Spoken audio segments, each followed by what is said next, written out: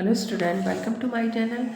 मैं गज़ाल। आज हम बात कर रहे हैं क्लास 10 की एक्सरसाइज 6.3 के, जहाँ पर हमें जो क्वेश्चन दे रखा है उसमें पेयर ऑफ ट्रायंगल दे रखे हैं और हमें क्राइटेरिया हमें बताना है कि कितनी इन दोनों ट्रायंगल में सिमिलरिटीज़ हैं।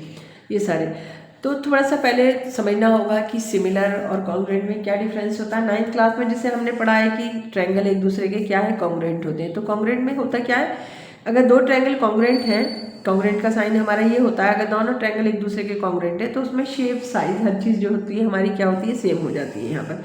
लेकिन अगर हम सिमिलर की बात करें, अगर दो ट्रायंगल एक दूसरे के सिमिलर हैं, इसमें क्या होगा, इसमें एक तो ये होगा कि सिमिलर को हमें समझने के लिए इसमें क्या होगा कि मतलब जो हमें शेप देख रही है वो हमारी क्या होनी चाहिए, सेम होनी चाहिए। जो शेप है वो हमारी क्या होनी चाहिए, सेम होनी चाहिए। ऐसा नहीं है कि ट्रायंगल के साथ हम रेक्टेंगल करें लिख दें तो फिर हम सोचेंगे ये ट्रायंगल है और ये रेक्टेंगल है तो ये सिमिलर हो जाएगा। नहीं, ट्रायंगल के साथ ट्रायंगल होगा, कोरस्पॉन्डिंग साइड का रेशियो बराबर होना चाहिए। कौन सा बड़ा है कौन सा छोटा है ये फर्क नहीं पड़ता। जैसे मान लो सपोज अभी हम ये दो ट्रायंगल ले लें और मैं यहाँ पर लिख दूँ 2 लिख दूँ, 5 लिख दूँ, यहाँ पर 6 लिख दूँ और 12 लिख दो, यहाँ पर 4 और 10, इस तरीके से कुछ ले लो कि ताकि रेशियो सेम आए ना। नाम दे दो यहाँ पर A B C और यहाँ पर हम दे देते हैं PQR। अब मुझे देखना होगा कि इसमें सिमिलर करने के लिए मैं रेशियो इक्वल कैसे बनाऊँ। जैसे मैं कहूँ AB किसके है, अपॉन में QR। रेशियो में हम कैसे दिखा देंगे इसको, AB अपॉन में QR हमने यहाँ पर लिखा और ये हमारा आ गया 2/4 आ गया। तो 2 1 2 और 2 2 4, तो ये हमारा रेशियो कितना निकल के आया, 1/2 निकल के आ गया, 1/2। ऐसे ही हमने इसका देखा कि इसकी कॉरस्पॉन्डिंग साइड जैसे BC है और यहाँ पर क्या है, PR है। तो हमने यहाँ पर लिखा कि BC अपॉन में PR हो गया इजिकल्स टू में 5/10 आ गया और इसका भी रेशियो हमारा क्या निकल के आएगा, 1/2 ही निकल के आएगा, 5 to the 10। ऐसे ही हमने यहाँ पर क्या लिखेंगे, जैसे ये 6 है और ये 12 है, मैं इसको रेशियो में लिखूंगी AC अपॉन में P को, तो ये 6 अपॉन में 12 आ जाएगा। तो 6 1 6 6 to the 12। बस इसका लिखने का तरीका हमें समझना होगा। चलो ये भी लिख लेते हैं क्लाइंट भी, एक ही जैसे हमने लिखा यहाँ पर AC और अपॉन में PQ। इसी कस्टू में हमारा ये आ गया यहाँ पर 6/12, 6 1 6 6 to the 12 और यहाँ पर भी हमारा क्या आ गया, 1/2 ही आ गया। तो अब हमें ये देखना होगा कि अब हम इसे लिखें कैसे। जैसे हमने लिखा यहाँ पर ट्रायंगल ABC सिमिलर है किसके, ट्रायंगल PQR के। तो हमें पहले देखना होगा, जब मैंने ABC लिया है तो AB के साथ में हमने कौन सी साइड ली थी, यहाँ पर ये ली थी हमने QRP। तो हमें कैसे लिखना होगा इसे, QRP, क्योंकि AB के साथ में हमने कौन सी साइड ली थी, QR ली थी। तो बस थोड़ा सा यहीं पर ये ध्यान रखना होगा कि जब हम कोरस्पॉन्डिंग साइड को लिख रहे हैं तो वो ट्रायंगल जब लिख रहे हैं तो किस मतलब कोरस्पॉन्डिंग साइड हमने रेशियो इक्वल देखा है, तो हम जब उसका लिखें, सिमिलर लिखें तो किस तरीके से लिखें, तो हम ऐसे लिखेंगे इसको QRP। यही इंपॉर्टेंट है लिखना, बाकी तो समझ में आ ही जाता है कि भाई कौन सा ट्रायंगल सिमिलर है और कौन सा नहीं है। तो इसके हम फर्स्ट क्वेश्चन को देखते हैं। तो फर्स्ट क्वेश्चन में जब हमने इसको देखा तो हमने ये देखा कि लिख लो पहले देखो यहाँ देखा हमने ट्रायंगल ABC और ये है हमारा PQR। तो हमारा एंगल B इक्वल टू में किसके है, एंगल Q के है। कितना है, 80 डिग्री। हमने यहाँ लिख दिया, इसको लिख लेंगे तो थोड़ी ज़्यादा आसानी होगी। A हमारा है P के इक्वल, A इजिकल्स टू है हमारा, लिख देना इन ट्रायंगल ABC और ट्रायंगल PQR। ना भी लिखो तो कोई मसला नहीं, बस अपने आप को समझना है ये। तो यहाँ पर हमने लिखा एंगल P इजिकल्स टू में हमारा ये आ गया 60 डिग्री। ऐसे ही हमने इसको लिखा यहाँ पर एंगल C इजिकल्स टू में एंगल R इजिकल्स टू में हमारा ये कितना हो रहा है, 40 डिग्री हो रहा है। तो हमने देखा कि तीनों एंगल हमारे यहाँ पर क्या थे, इक्वल थे। तो इसके जो एंगल थे वो हमारे क्या थे, इक्वल होते। तो हमने लिखा कि ट्रायंगल ABC सिमिलर है ट्रायंगल किसके, क्योंकि हमने कहाँ से शुरू करा है, एंगल यहाँ से QRP से,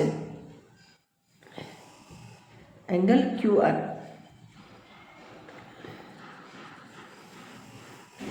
तो ये बस हमने यहाँ पर सिमिलर बता दिया।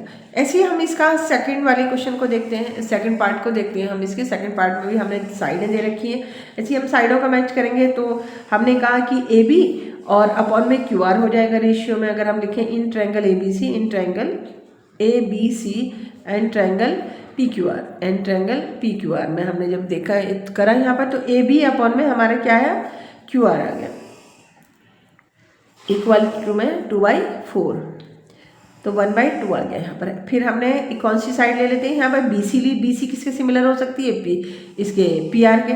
तो हमने यहाँ लिखा BC, या पहले ये ले लो AC ले लो, ये सीधा सीधा जो है ना, AC अपॉन में पी क्यू ले लिया हमने, तो ये आ गया 3/6 आ गया, और ये भी हमारा रेशियो कितना आ गया 1/2 आ गया।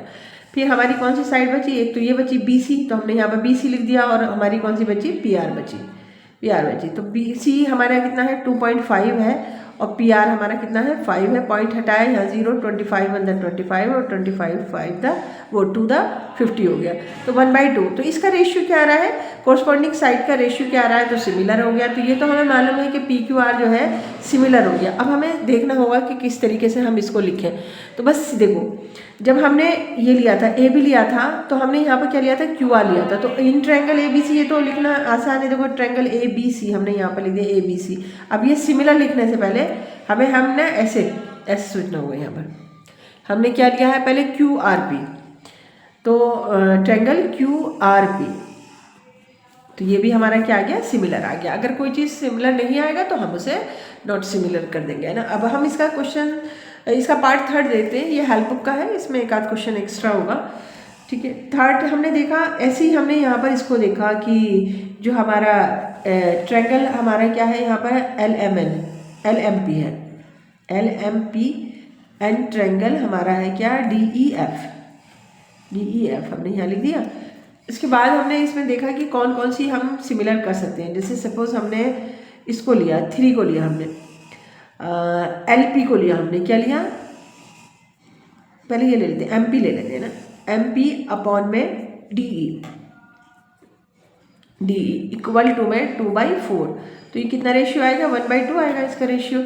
फिर उसके बाद हमने किसको देखे हैं, इसको ले लेते हैं एल पी अपॉन में डी एफ इजिकल्स टू में, ये भी हमारा आ गया 3/6। इसका भी रेशियो कितना आएगा 1/2 आएगा, इसका रेशियो 1/2।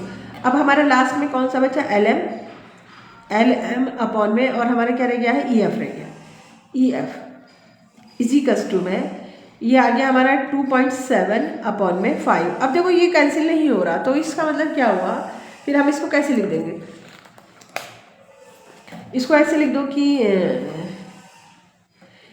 एम पी अपॉन में D E equal to L P और डी एफ, लेकिन not equal to L M upon में ई एफ। तो ये दोनों ट्रायंगल क्या है सिमिलर नहीं है। तो ट्रायंगल, अब इसमें मैं ज़्यादा हमने बारीक सोच दे के कहाँ से हमने इसको शुरू करा था, क्योंकि ये सिमिलर है ही नहीं।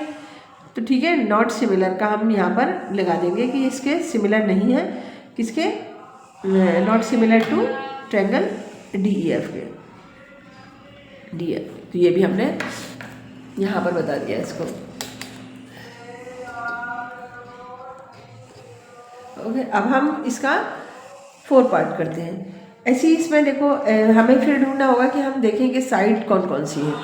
इसमें क्या दे रखा है, साइड दे रखी है प्लस एंगल दे रखे हैं। तो यहाँ पर हमने पहले एंगल देख लेते हैं। Angle M is equal to in triangle M N L and triangle P Q R हमने यहाँ लिख दिया। अब हमने देखा angle M is equal to में एंगल क्यू का था, एंगल एम इक्वल टू में एंगल क्यू कितना है ये 70 डिग्री, हमने यहाँ पर इसको लिख दिया।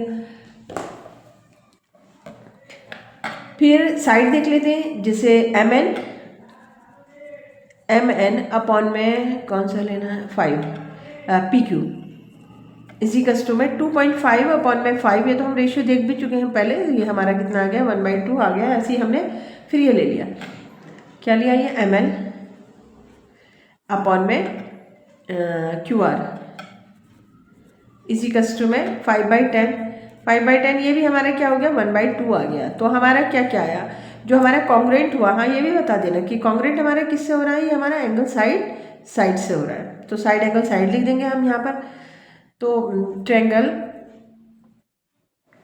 एम एन एल सिमिलर है ट्रायंगल पी क्यू आर के, कैसे है साइड एंगल साइड से। ये थ्योरम 6.5 से हम पता चलता है।